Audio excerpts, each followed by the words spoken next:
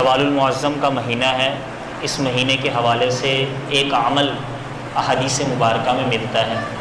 حضرت ابو ایوب انصاری رضی اللہ تعالیٰ عنہ کی روایت ہے، وہ فرماتے ہیں کہ نبی کریم صلی اللہ تعالیٰ علیہ وآلہ وسلم نے ارشاد فرمایا کہ من صام رمضان ثم اتبعہ ستا من شوال کان کصیام الدہر، کہ جس نے رمضان المبارک کے روزے رکھے اور رمضان المبارک کے بعد شوال کے 6 روزے رکھے، شوال کے 6 روزے رکھے تو گویا ایسا ہے اس نے سارے سال کے روزے رکھے ہیں۔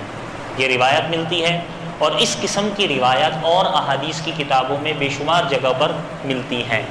تو ان روایات سے پتہ چلتا ہے کہ شوال کے مہینے کے اندر 6 روزے مستحب ہیں، نفل ہیں، اور اس کا ثواب ایسا ہے جیسا کہ گویا پورے سال کے نفلی روزے رکھنے کے برابر۔ اب علماء فرماتے ہیں کہ پورے سال کے نفلی روزے کیسے ہو گئے؟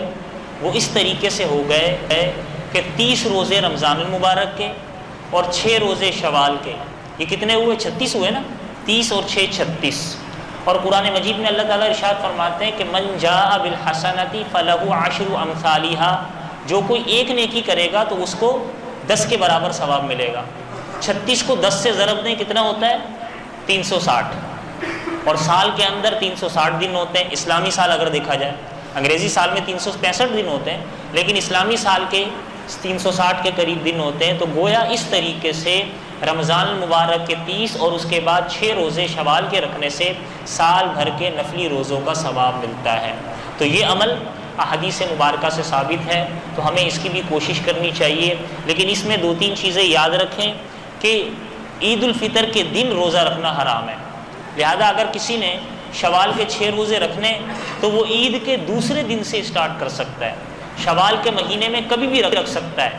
6 روزے ایک ساتھ رکھنا بھی ضروری نہیں ہے، ایک روزہ 4 شوال کو رکھ لے، دوسرا روزہ 10 شوال کو رکھ لے، اس طریقے سے کر وہ 6 روزے مکمل کر سکتا ہے۔ اگر کسی کے رمضان المبارک کا کوئی روزہ قضا ہوا ہے تو وہ شوال کے 6 روزے رکھتے ہوئے اس میں نیت نہیں کر سکتا، وہ الگ ہے۔ وہ پہلے رمضان کے روزوں کی قضا پوری کرے گا، پھر اس کے بعد اگر اسے یہ شوال کے نفلی روزے رکھنے ہیں تو پھر وہ یہ شوال کے 6 نفلی روزے رکھے گا۔